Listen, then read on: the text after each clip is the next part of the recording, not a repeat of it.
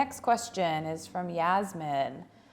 Good morning, fellow gardening buddies. Last summer was my first time gardening and it was very successful harvesting. That's awesome. I did it from small plants I purchased around May. That is also an excellent way to start. If you're unsure about anything, just buy seedlings. Buy the seedlings, yeah. Go to your nursery, buy some seedlings. This season I want to garden from seeds. Awesome. Because she has the knowledge of a full life cycle of the season before. I purchased a growing light. Very awesome. good. And lots of seeds, but I'm in zone 6A, Chicago. Cool. We went to Chicago this summer. My question is exactly when can I start my seedlings?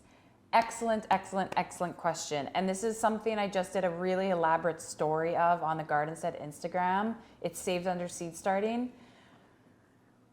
Basically what you have to do is you have to find out the last frost date in your area. So the last kind of time that the ground is going to freeze, and then count backwards to when, so two things. Google or internet search Farmer's Almanac planting dates. You can enter your location specifically, Chicago, and it will give you a whole chart. We'll pull it up right now, an example of it, and it will tell you exactly when to start your seeds. When to start them if you're starting them indoors, and when to start them if you're starting them outdoors. Also, if you started them indoors, when is it time to plant them outdoors? It seems really complicated, but it just takes a bit of time, like learning the legend and the lingo of it. Right. The language and the lingo Or blended. what about, like, basically maybe if we, because for me, I'm totally new to it, but can you maybe break down exactly what you're looking for in terms of the general principle of, you got seed to a certain stage, Yep. and then you want this time frame to like line up to the point where that last frost date is here, so that the next Yep. day, maybe not exactly the next day, but let's say the next week, Yep. that's when you can plant them outside. Is that sort of the general principle? General, yes. Yeah. And some things need to be started ahead of time, just because they take longer to grow.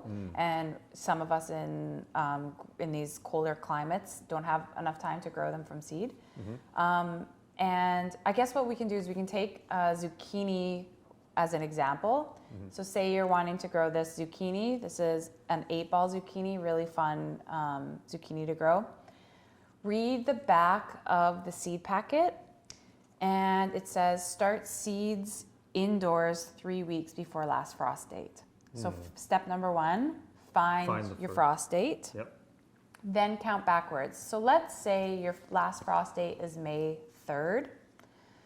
You count backwards, so you'd be starting, and I did this ahead of time, I'm not this fast at math. You'd be starting around April 10th.